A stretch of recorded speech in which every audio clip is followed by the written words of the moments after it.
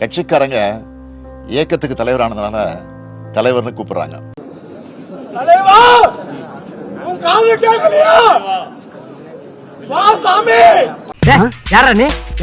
பெரியவங்க கொஞ்சம் மரியாதையா பேசுப்பா. ஓடா என் தகப்பனையே வாடா போடாம உன்னை என்னடா சொல்றது? இப்ப இருக்கிற இளைய தலைமுறை என்ன அப்பான்னு அழைக்கிறத கேட்கிறப்பவே ரொம்ப ஆனந்தமா இருக்கு. தகப்பா தகப்பா தகப்பா தகப்பா என்னங்க பெரியவரை பிடிச்சிட்டு யாரு இவனா பெரியவன்? இவன் சில்ற பையங்க. பாத்தீங்களா சில்றங்கிறத கன்ஃபார்ம் பண்றான். என்னப்பா செய்யறது? விதி விளையாடிச்சப்பா. நாய நீ விளையாண்டு போட்டு விதி மேல ஏன்டா பழி போடுற? உன்னை அப்படியே குத்துறா. மகனே அப்பாவை திட்டாதுடா. மா இவன் ஊர் பொறிக்கு மாறி இவனுக்கு என்னமா மரியாதை வேண்டி இருக்கு? இருந்தாலும் நீங்க சொன்னதுக்கு அப்புறம் இவனை நான் சாரி இவரை நான் திட்ட மாட்டேன். கேடி டாடி எங்க அப்பா. பட்ஜெட் கூட்டத்தொடர் முடிஞ்சிருக்கு. தமிழ்நாட்டுக்கு இந்த பட்ஜெட்டால என்ன நன்மை கிடைச்சிருக்கு?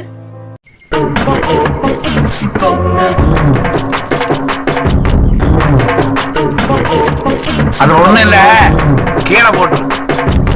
கழக அரசு அமைஞ்சா நாங்க என்னவெல்லாம் செய்யறோம்னு சொன்னோமோ அதுல கொலை, கொள்ளை, கற்பழிப்பு, பாலியல் பலாத்காரம், சங்கிலி பருப்பு, தாலி அரிப்பு என்று இந்த சட்டம் ஒழுங்கு ஒரு மோசமான நிலையில நடந்து கொண்டிருக்க.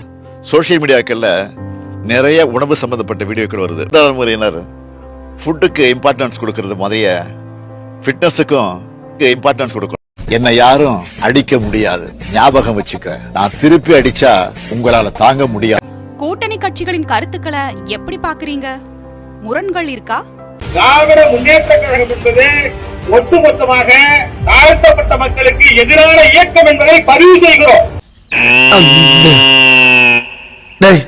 இவன் வேற என்னை ரொம்ப டார்ச்சர் பண்றான்டா. உண்மையான சங்கிகள் யார் என்று சொன்னால் அது திராவிட முன்னேற்ற கழகம் தான். பழனிசாமியோட அறிக்கையை பார்த்தா பாஜகவோட அறிக்கை மாதிரி தான் இருக்கும்.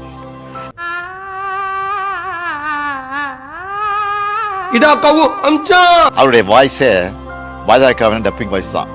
பாஜக அரசை மத்தியிலும் குஜராத்திலும் ஆண்ட பாஜக அரசை ஆதரித்து நாடாளுமன்ற விவாதத்தில் பேசியவர்கள் யார் யார்?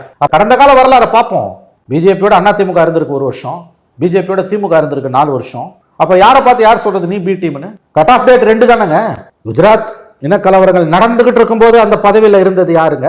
அதுக்கு பிறகு 1.5 வருஷம் 2 வருஷம் அதுல கவர்மெண்ட்ல இருந்தது யாரு? பார்லிமெண்ட்ல முட்டு கொடுத்து பேசினது யாரு? நாம கள்ள கூட்டணி சொல்றத நிரூபிக்கிறார் பழனிசாமி, அவ்வளவுதான். மாரிதாசன் நாளை நல்ல வழக்கை பாஸ் பண்ணி அடிச்சு வெள்ள போன அனுப்புதார். அரசு வழக்கறிஞர் போய் எதிரே நிக்கலையே. யாரா உண்மையான சங்கி? திமுக தான்டா சங்கி. பெண்களுக்கு எதிரான பாலியல் குற்றங்கள் சம்பந்தமா நிறைய செய்திகள் இப்பெல்லாம் வருதே. பெண்களுக்கு எதிரான குற்றங்கள்ல நாம உடனடியா ஆக்ஷன் எடுக்கிறோம். கிருஷ்ணகிரி விவகாரத்துல கூட உடனடியா இந்த விஷயம் வெளியில வரல. 1 மாசமா அந்த சிறுமி பள்ளிக்கே வரல. என்ன காரணம் அப்படின்னு பள்ளியுடைய தலைமை ஆசிரியர் தேடி போன போதுதான் அந்த வக்ர ஆசிரியர்களுடைய சுயரூபம் வெளிச்சத்திற்கு வந்திருக்கு. இந்த மாதிரியான சம்பவங்கள் ஒருவேளை அங்கொன்றும் இங்கொன்றுமா தான் நடக்குதா அப்படின்னு பார்த்தா 2023ல 4000க்கும் மேற்பட்ட போக்சோ வழக்குகள் பதிவாகிருக்கு. 2024ல 6000க்கும் மேற்பட்ட போக்சோ வழக்குகள் பதிவாகிருக்கு. இப்படி ஆண்டுக்கு ஆண்டு போக்சோ வழக்குகளுடைய எண்ணிக்கை தான் ஜாஸ்தி ஆகுது. என்னை சந்திக்கிறப்போ மக்களோட முகத்துல மகிழ்ச்சியும் நம்பிக்கையும் பார்க்கிறேன். ஒவ்வொருத்தரும் என்கிட்ட உரிமையோடு பேசுறாங்க. ஏற்கனவே முதல்வர் போஸ்டரை செருப்பால் அடித்த மூதாட்டியை போலீசார் தேடி வருவதாக கூறப்படும் நிலையில் தற்போது மற்றொரு மூதாட்டி முதல்வரை ஒருமையில் சாடி உள்ளது அதிர்ச்சியை ஏற்படுத்தியுள்ளது.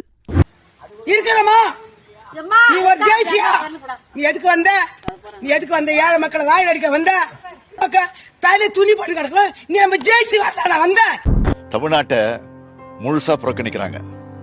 ஒன்றிய அரசு தொடர்ந்து நம்மளை வஞ்சித்துக் கொண்டே இருக்கு. நாமும் தொடர்ந்து போராடிக்கிட்டே இருக்கிறோம். இதுல நம்மளோட உரிமையை கேட்கிறதையே அற்ப சிந்தனைன்னு ஒன்றிய அமைச்சர் சொல்றாரு. முதலமைச்சர் அவர்களே, 10 ஆண்டு காலம் நீங்க யூபிஏ அரசுல இருந்தீங்க. மொத்தமாக 10 ஆண்டுகள்ல 5 முறை பட்ஜெட்ல தமிழ்நாடு என்கின்ற வார்த்தை நீங்கள் ஆட்சியிலிருந்து யூபிஏல சொன்னீங்க. தமிழ்நாடு என்கின்ற வார்த்தைக்கு மொத்தமாக ஒதுக்கப்பட்ட நிதி 8054 கோடி. நாம் ஆட்சிக்கு வந்த பிறகு இந்த 11 பட்ஜெட்ல தமிழ்நாடு என்கின்ற வார்த்தை எங்கெல்லாம் பயன்படுத்தி இருக்கின்றோமோ மொத்தமாக ஒதுக்கப்பட்டிருக்கக்கூடிய நிதி 1,68,585 கோடி. முதலமைச்சர் அவர்களே, 10 ஆண்டு கால வெறும் தமிழ்நாடுன்னு 5 முறை சொல்லி 8000 கோடி எங்கே? 11 ஆண்டுகள்ல நிதிநிலை அறிக்கையில தமிழ்நாடு என்று சொல்லி 1,68,585 கோடி எங்கே?